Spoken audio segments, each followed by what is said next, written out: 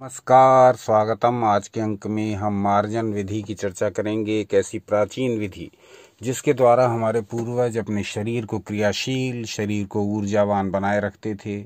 उन अंगों में स्थित रोगों को दूर कर दिया करते थे। उन अंगों की कार्य क्षमता बढ़ जाती थी। ऐसे बहुत से प्रयोग हमारे पूर्वज किया करते थे जिनका वर्णन सनातन शास्त्रों में पूरी तरह से वर्णित है। तो ये मार्जन विधि, इसकी चर्चा बहुत कम होती है, परंतु इसका केवल धार्मिक महत्व ही रह गया है, जहाँ पर इसे मंत्रों के माध्यम से जब कोई विशेष पूजा अर्चना करते हैं तब इसको प्रयोग कर लेते हैं। लेकिन इसका जो वैज्ञानिक प्रयोग है वो बहुत कम हो पा रहा है, क्योंकि इसके विषय में केवल यही माना जाता है कि यह इस प्रकार के मंत्र हैं जिनको किसी विशेष अनुष्ठान से पहले पढ़ करके सिर को, कंठ को, कानों को, गले को, सिर को, कंठ को, कानों को, बाहों को, घुटनों को, यानी शरीर के अलग अलग अंगों को स्पर्श कर दिया जाता है। लेकिन इसका पूरा अपना एक विधान है, पूरी इसकी एक प्रक्रिया है, वेदों में वर्णित है, अलग अलग ग्रंथों में वर्णित है। वहाँ ये मार्जन विधि अपने हाथों से करके अपने शरीर के अंग प्रत्यंग को न सिर्फ रोग रहित बनाया जाता था बल्कि उन्हें क्रियाशील कर दिया जाता था, उनको ऊर्जावान कर दिया जाता था। तो आप कहेंगे तो मार्जन विधि के विषय में विस्तार से वीडियोस बनाएंगे। आज के अंक में हम 2 प्रयोगों की चर्चा करेंगे जिनके माध्यम से आप मार्जन करके अपने शरीर के अंगों को क्रियाशील कर सकते हैं, रोग मुक्त कर सकते हैं, ऊर्जा युक्त कर सकते हैं। तो प्रयोग संख्या 1 लेते हैं, जिसको इंद्रिय स्पर्श विधि के नाम से जाना जाता है। इसमें इंद्रिय स्पर्श मंत्र हैं, आपकी स्क्रीन पर प्रदर्शित हो रहा है। पहले तो ये बता दें कि ये क्रिया कई प्रकार से की जाती है। आप अगर कमेंट्स करेंगे तो हम मार्जन विधि के बारे में विस्तार से बताएंगे। मार्जन विधि किन किन प्रकार से करने का शास्त्रों में विधान है, किन किन विधियों को बताया गया है शास्त्रों में करना। आज हम आपके लिए एक सबसे सरल विधि लेकर के आए हैं, जो आप अपने दोनों हाथों को रगड़कर मार्जन द्वारा अपने अंगों को चैतन्य बना सकते हैं, क्रियाशील बना सकते हैं, रोग रहित बना सकते हैं। तो आज मार्जन का जो प्रयोग हम करने जा रहे हैं वो है दोनों हाथों को रगड़ने से उत्पन्न ऊर्जा द्वारा ये प्रयोग करना। आगे कहेंगे तो हम इस विषय में और भी विधियां आपके समक्ष एक एक करके प्रस्तुत करेंगे। तो आज का जो वीडियो रहेगा वो मार्जन की एक विधि पर केंद्रित रहेगा, और वो विधि है जैसा कि आपकी स्क्रीन पर प्रदर्शित हो रहा है। दोनों हाथों को पहले धीरे धीरे और फिर तेजी से रब करके गर्म कर लेना है। खूब ऊर्जा, खूब ऊष्मा उत्पन्न कर लेनी है अपनी दोनों हथेलियों में, जिस प्रकार से वीडियो में दिखाया गया है। जब हम लोग योग करते हैं, जब आप लोग योग करते हैं तो इस विधि को करते ही हैं।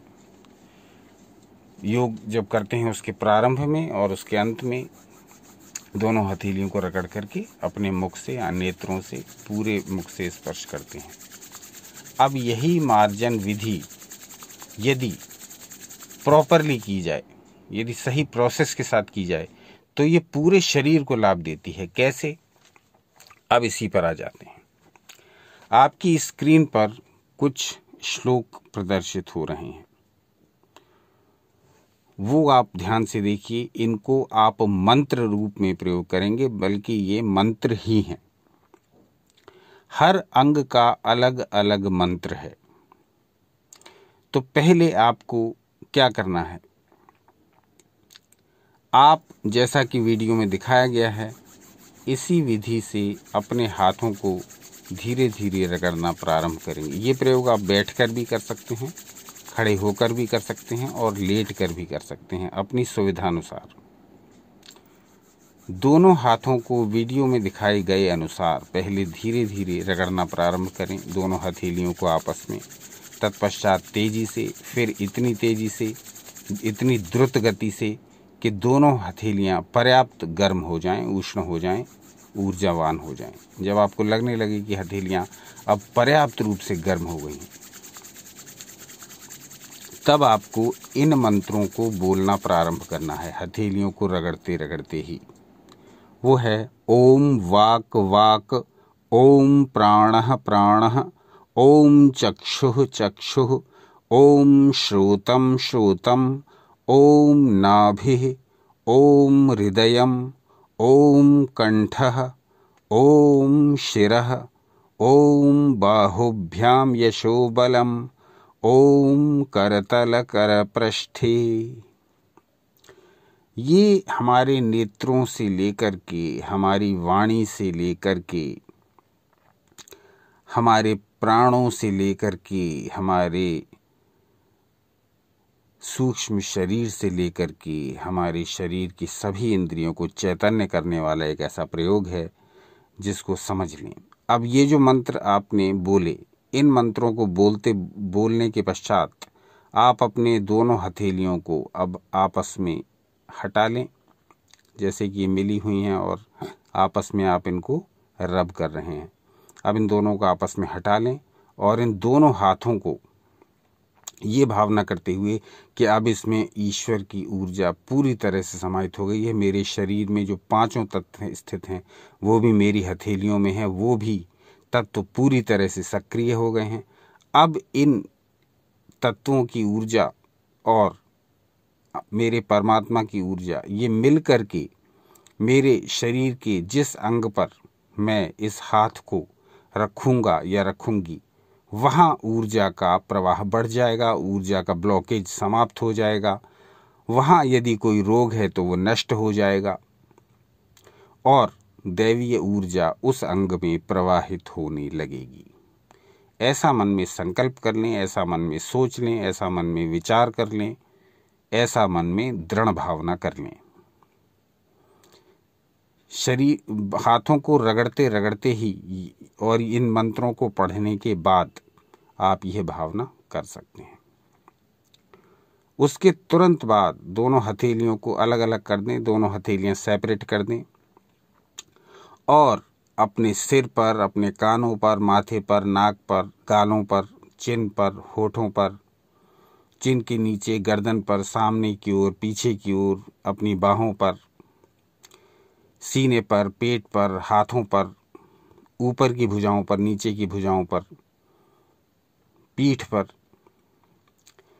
थाइस पर, नीज पर, पूरे पैरों पर, पैर की उंगलियों पर, हाथों की उंगलियों पर, करतल और करपृष्ठ, हथेलियों के अगले भाग पर भी और हथेलियों के पिछले भाग पर भी।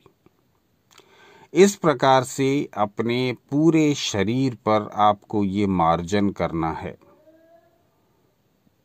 आपको ऊर्जा को संघनित करके, जो कि आपके हाथों में आ गई है, उसको अपने पूरे शरीर में समान रूप से प्रवाहित करने की प्रक्रिया ही मार्जन कहलाती है। दैवी शक्ति को अपनी हथेलियों के माध्यम से अपने शरीर में प्रविष्ट कराने की कला, क्रिया, प्रक्रिया, विधि है ये मार्जन। ये बहुत प्रकार से किया जाता है। ऋषियों ने इसके बहुत तरीके बताए हैं।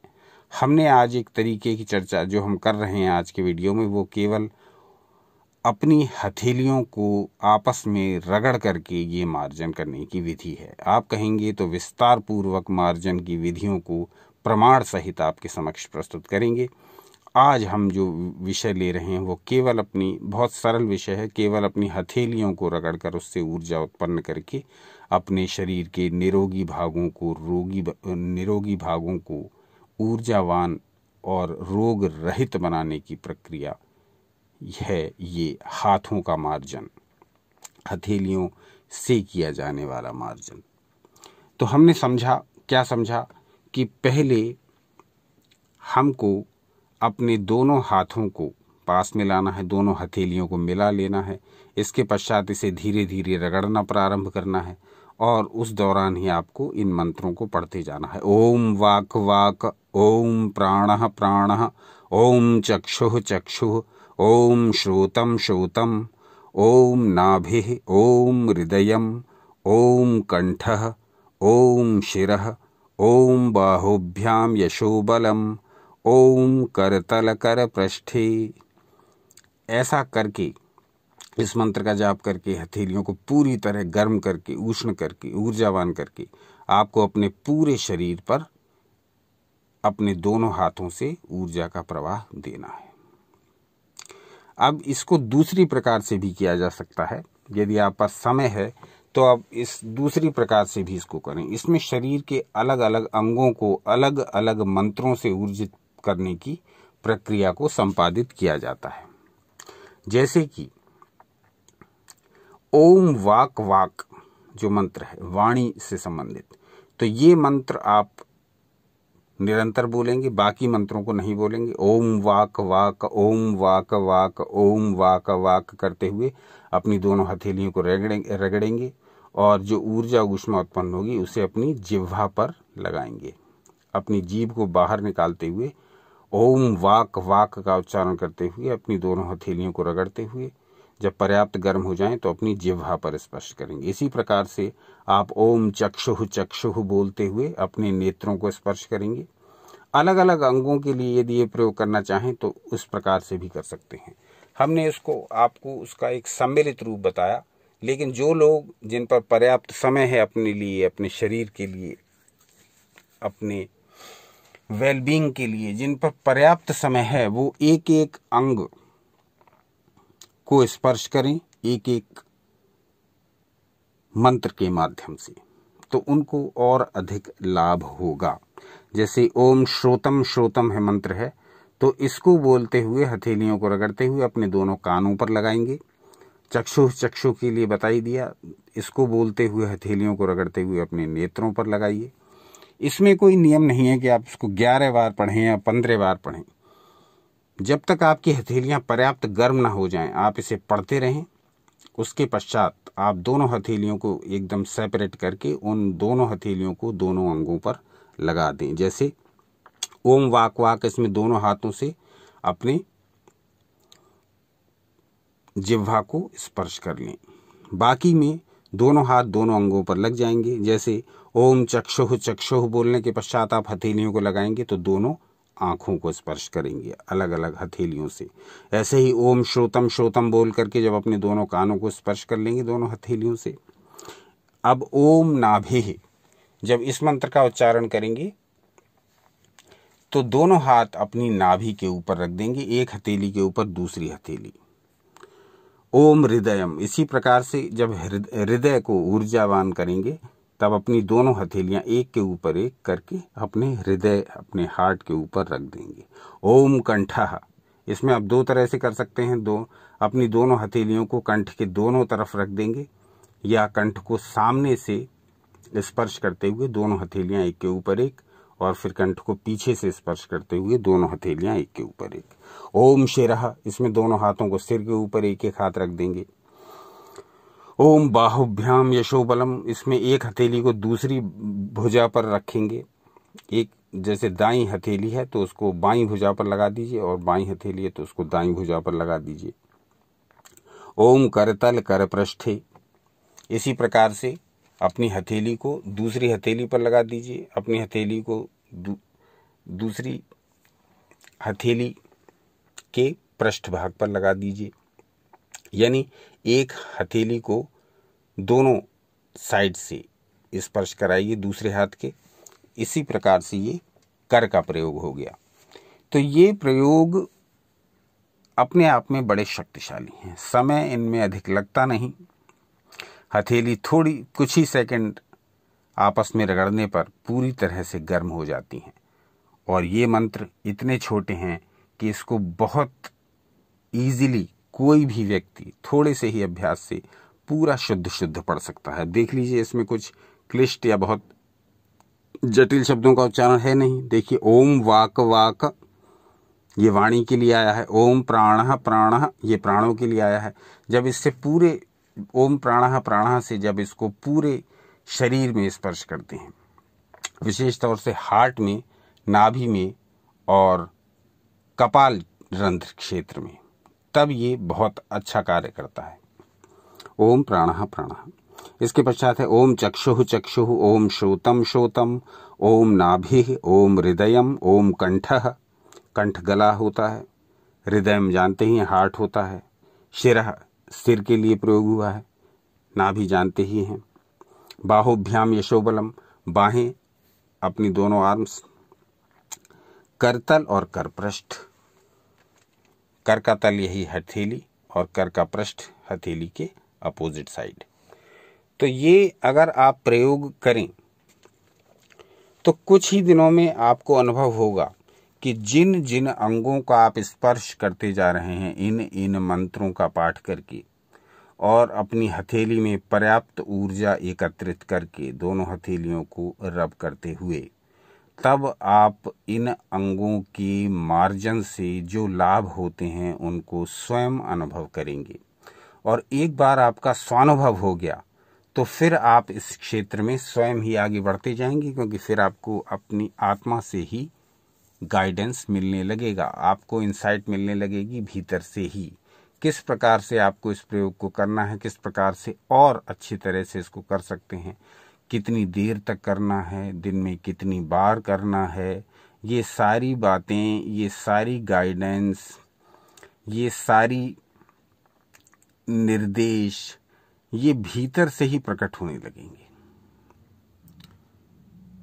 सारे आदेश, सारे निर्देश, सारे उपदेश, सारी विधियां, सारी प्रक्रियाएं वो भीतर से प्रकट होंगी। पर प्रकट तभी होती हैं जब आप किसी कार्य को करने लगते हैं, जब उस कार्य की ऊर्जा निकलने लगती है, तब वो ऊर्जा आकर्षित करती है ब्रह्मांड की अन्य ऊर्जाओं को कि उस कार्य में आगे कैसे बढ़ा जाए। आपने सामान्य जीवन, सांसारिक जीवन में भी देखा होगा कि जब तक आप किसी काम के बारे में सोचते रहते हैं वो नहीं होता है, हो ही नहीं सकता है, क्योंकि वो केवल अंतस्थल में चलता रहता है, बाहर नहीं आता। लेकिन जब आप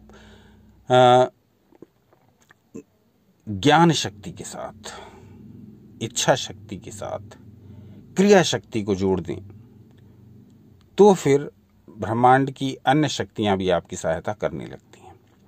पहले आप क्रिया करेंगे, उसके पश्चात आपको मार्गदर्शन भी मिलेंगे, तब आपको अंदर से सुझाई देने लगता है कि इसको ऐसे करना चाहिए, इसको वैसे करना चाहिए, यहाँ मैं असफल हुआ तो क्या इसकी कारण रहे और मैं किस प्रकार से सफल हो सकता हूँ। तो भीतर से ऐसी गाइडेंस आने लगती है। पहले क्रिया तो करिए। इच्छा शक्ति हम में बहुत है, ज्ञान शक्ति हम में बहुत है, हम बहुत सारी चीज़ों को जानते हैं, हम बहुत सारी विधियों को जानते हैं, हमारी इच्छा शक्ति भी है, हम चाहते भी हैं कि हम उसे करें और उससे हमें लाभ हो। लेकिन अब ज्ञान शक्ति और इच्छा शक्ति तो पूरी है, भरपूर है, लेकिन उसके साथ हमने क्रिया शक्ति नहीं जोड़ी। यानी हमने सोच तो लिया और हमें अच्छा भी लगा, परंतु हमने उसको किया नहीं, हमने उसको अप्लाई नहीं किया, हमने कभी उसको करके ही नहीं देखा। तो इच्छा शक्ति और ज्ञान शक्ति के साथ क्रिया शक्ति हमने नहीं जोड़ी तो काम खराब, कुछ भी नहीं होगा। लेकिन जब हम तीनों शक्तियों को मिला दें तब हमें नए नए अनुभव होंगे और हम जिस भी क्षेत्र को पकड़ लेंगे, चाहे वो सांसारिक हो चाहे वो आध्यात्मिक हो, उसमें निरंतर उन्नति ही उन्नति करते जाएंगे। तो आज का जो अंक था वो हमने अपनी सीमित चेष्टाओं के अनुसार आपको बताने का प्रयास किया, अपनी सीमित बुद्धि के अनुसार आपको बताने का प्रयास किया, और ये स्वानुभव भी है। तो जब आप इस प्रयोग को करेंगे तो इसका अनुभव स्वयं लेंगे, तब इसकी वैल्यू आपको पता लगेगी। मार्जन के विषय में बहुत सारा साहित्य हमारे पास उपलब्ध है, उनमें से बहुत से प्रयोग स्वयं भी किए जा चुके हैं। तो आज का अंक यहीं तक। इस अंक के विषय में अपने विचार व्यक्त करिए, इस अंक के विषय में अपनी जिज्ञासाएं व्यक्त करिए, इस विषय में क्या कुछ और जानना चाहेंगे ये भी उद्गार व्यक्त करिए।